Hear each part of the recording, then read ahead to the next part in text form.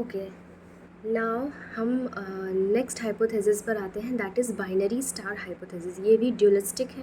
Dualistic means more than two और to.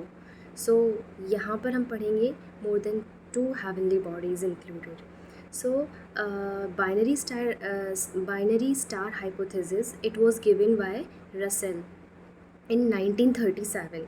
1937 में Russell ने इसको प्रोपाउंड किया था।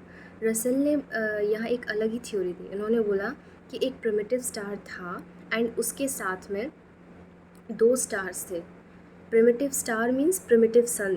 ओके, प्रिमिटिव सन ऑलरेडी एग्जिस्ट कर रहा था एंड उसके अलावा जो स्टार एक होता है वो एक स्टार नहीं थे, दो स्टार थे। तो पहला स्टार जो था वो उसको हमने कंपेनियन नाम दिया है, वो इसके पास ही रहेगा, इसके चारों तरफ घूमता रहेगा। दूसरा जो स्टार था वो अप्रोचिंग नाम हमने उसको दिया है, क्योंकि वो अप्रोच करता है, वो आता है सन के पास चल करके। ठीक है, अब क्या होता है, सन भाई साहब तो अपने बीच में बैठे हुए हैं। अब जो हमारा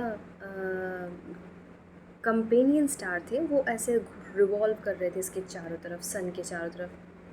दूसरे आ जाते हैं इंटरफेयर करने, बोलते हैं ना, वैसे भी तीसरा कोई पर्सन आ जाता है, दो लोग अच्छे फ्रेंड होते हैं, तीसरा कोई इंटरप्ट करता है, फ्रेंडशिप टूटने लग जाती है।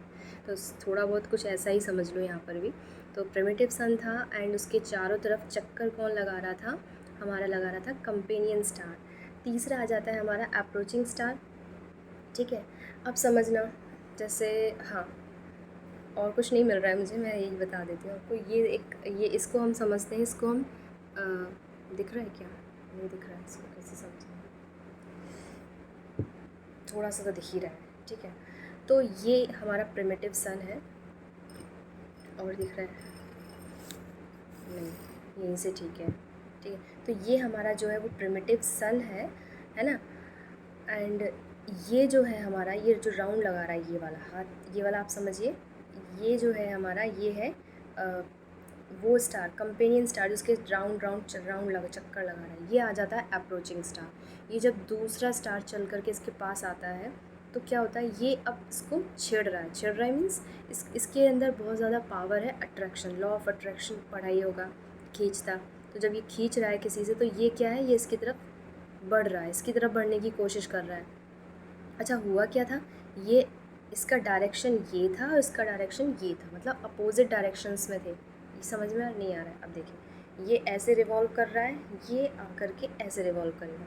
तो अब समझिए, बिल्कुल पास में आएंगे ये, जैसे ही पास में जहाँ पर ये कनेक्टिविटी बनाने की कोशिश करेंगे, वहीं पे अट्रैक्शन की फोर्सेस जो हैं वो ज़्यादा हो जाएंगी, हाई हो जाएंगी। जैसे ही हाई होंगी तो ये इस तरफ का खींचने लग जाएगा, कंपेनियन स्टार जो है इसकी तरफ खींचने लग जाएगा। इसका काम यही था, इसको खींचना। इसको खींचा और जैसे ही ये खींचने लग गया, अब इसमें से क्या हुआ, इसमें से सारे के सारे पार्टिकल्स निकलने लगे, निकल के डिस्ट्रॉय होने लगे, मतलब ये तबाह हो गया, बर्बाद हो गया। मतलब दो लोग अच्छे लोग थे, तीसरे ने आके बर्बाद कर दिया इसको। लाइफ में भी ऐसे ही होता है। तो बर्बाद हो गया, ये पूरा डिस्ट्रॉय हो गया, और ये भाई सब खिसक लिए काम बिगाड़ करके।